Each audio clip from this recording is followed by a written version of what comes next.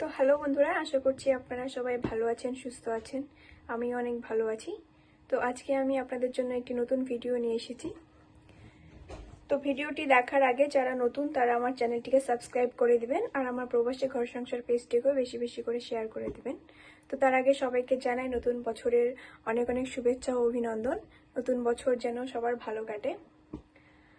তো আজকে আমি একটি নতুন ভিডিও নিয়ে এসেছি। ভিডিওটি হচ্ছে এই যে কোকোয়া, এই যে ফলটি দেখতে পাচ্ছেন আমার হাতে, এটা হচ্ছে কোকোয়া ফল। এটা আমি একটা আমেরিকান সুপারমার্কেট থেকে নিয়ে এসেছি। এটার ওয়েট ছিল 750 গ্রাম মতো।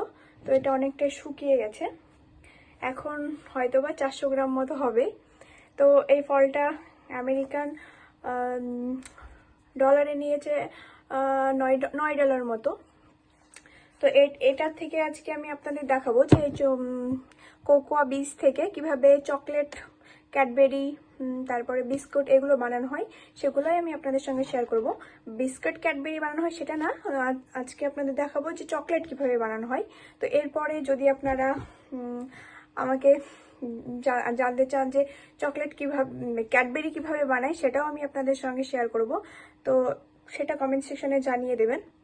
তো এই যে বীজটি দেখতে পাচ্ছেন, এটা মূলত পশ্চিম আফ্রিকার দেশগুলোতে বেশি উৎপন্ন হয়। আর এটা আমাদের ইন্ডিয়াতে হয়, ইন্ডিয়াতে যেমন কেরালা, অন্ধ্রপ্রদেশ এদিকে বেশি উৎপন্ন হয়। তো এই যে কোকোয়া ফলটি দেখে নিন একটু ভালো করে।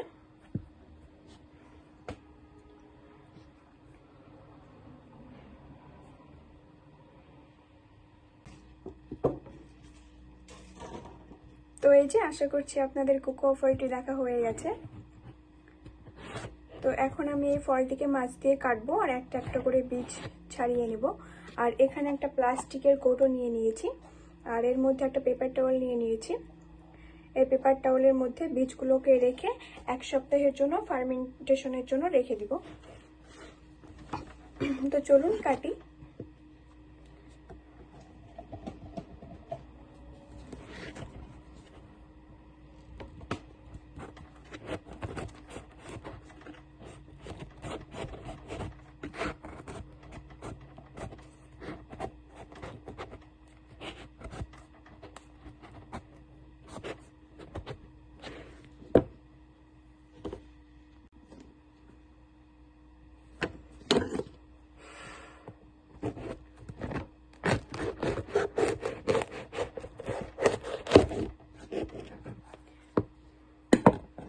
অনেকটা শুকিয়ে গেছে, এজন্য কাটতে একটু কষ্টই হচ্ছে। এই যে বীজগুলো দেখে নিন।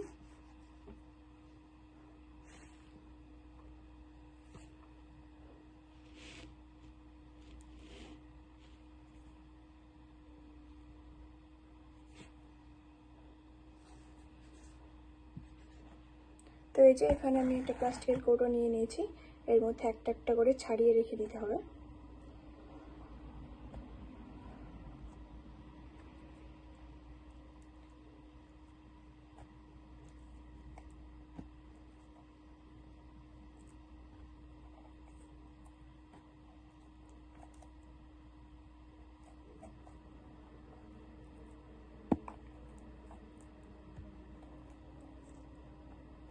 কাঁঠালের বীজ যেরকম হয় সেম ওইভাবেই আছে, দেখুন বীজগুলো।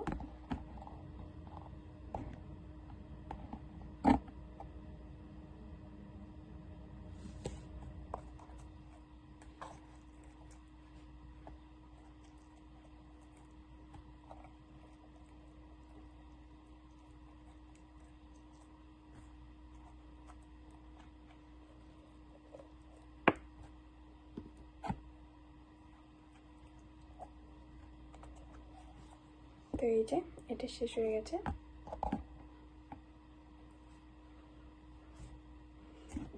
আর এই যে এটা বাকি অংশটা, বাকি অংশের বীজগুলো একটা একটা করে ছাড়িয়ে নিব।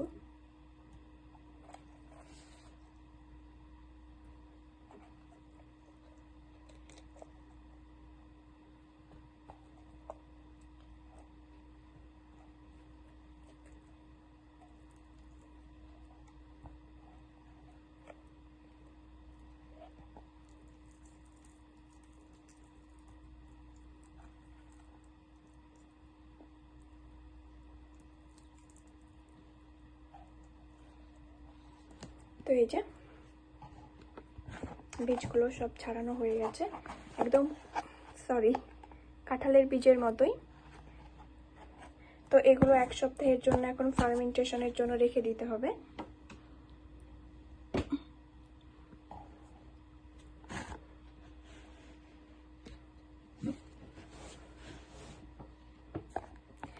তো এই পর্যন্ত 1 সপ্তাহ পর দেখাবো যে কেমন লুকে এসছে বীজগুলো।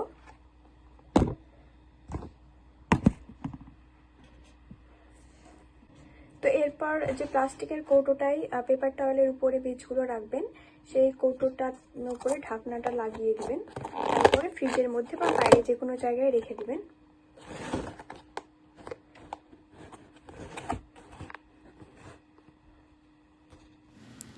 তো এই যে এখানে আমি সেই 1 সপ্তাহ আগে যে কৌটোটিতে ফার্মেন্টেশনের জন্য রেখে দিয়েছিলাম কোকোয়া বীজগুলি, তো সেগুলো আজকে আমি একটা একটা করে বের করে এই যে এখানে পিজ্জা ট্রেতে আমি রেখে দিচ্ছি। আর অবশ্যই আপনারা গ্লাভস ইউজ করবেন, না হলে এটা অনেক দিনই ফার্মেন্টেশনের জন্য রাখা ছিল, তো প্রায় 1 সপ্তাহ, তো অনেক ব্যাকটেরিয়া ছড়াতে পারে।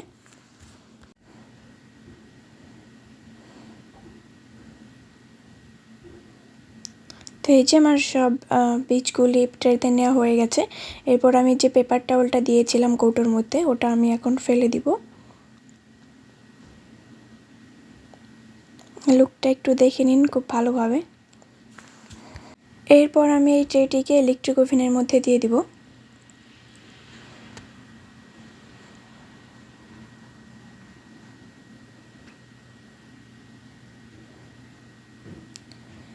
এই যে প্রায় 400 ডিগ্রি ফারেনহাইটে দেওয়া আছে। তো 400 ডিগ্রি ফারেনহাইটে একবার দিলে আপনি 10 মিনিট মতো রেখে দিবেন। 10 মিনিট পরে বের করে দেখবেন যে আপনার বীজগুলি খুব ভালোভাবেই গরম হয়ে গেছে। যদি 10 মিনিট দিয়ে আপনাদের মনে হয় যে খুব ভালোভাবে ভাজা হয়নি বা খোসা ছাড়ছে না, তাহলে আপনারা আরও 2-5 মিনিট দিয়ে রাখতে পারেন। তো এই যে আমার বীজগুলি খুব সুন্দরভাবে ভাজা হয়ে গেছে।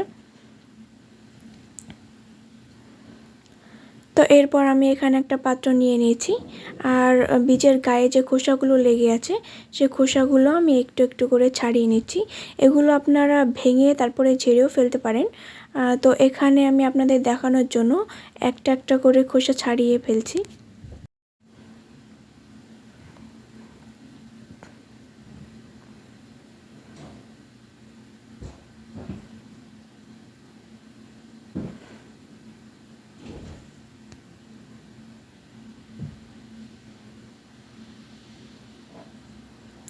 তো এই যে একটা খোসা ছাড়ানো হয়ে গেছে। এরপর আমি এক এক করে সব বীজের খোসাগুলি ছাড়িয়ে নেব।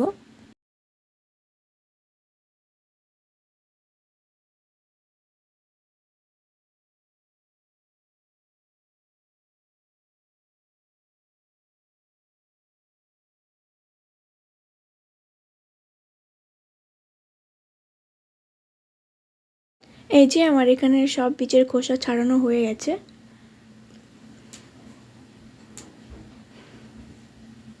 দেখুন খুব সুন্দর একটা লুক এসছে, একদম চকলেট কালারের মতোই। তো এরপর আমি এই বীজগুলোকে একটা মিক্সিং জারে নিয়ে নেব। তো মিক্সিং জারে নিয়ে নেওয়ার আগে একটা কথা বলে রাখি, এই বীজগুলোকে আপনারা হেমন্তস্থিতে একটু থেতো করেও নিতে পারেন।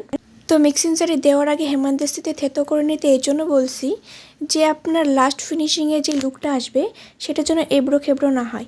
তো এদিকে আমি মিক্সিং জারে বীজগুলো নিয়ে নিলাম। এরপর আমি এই যে এখানে একটু জল দিয়ে দেব, বেশি না, কিছুটা পরিমাণ। তারপরে আমি আবারও মিক্স করে নিব।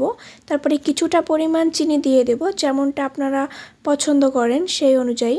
তারপরে এখানে আমি এখানে আপনারা কোকোনাট অয়েলও দিতে পারেন, যেহেতু আমার ছিল না সেজন্য আমি অলিভ অয়েলই দিয়েছি। আর এই যে আমার ফাইনাল লুক চলে এসেছে। এক এক করে আমি বাটিগুলো ঢেলে নিচ্ছি। যেহেতু এখানে আগেই বলেছি যে আমার চকলেট কেক ছিল না, সেজন্য আমি কেক ট্রেতেই বানিয়েছি।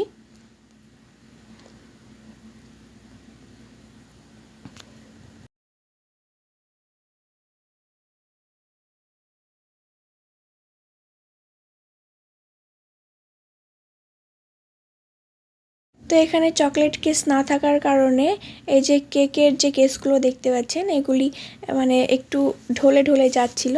তো এই জন্য আমি একটি বড় কেক ট্রেতে নিয়ে নিয়েছি। এরপর 24 ঘন্টার জন্য আপনি ডিপ ফ্রিজে বা নিচেও রেখে দিতে পারেন। তারপর এই যে আমার ফাইনাল লুক।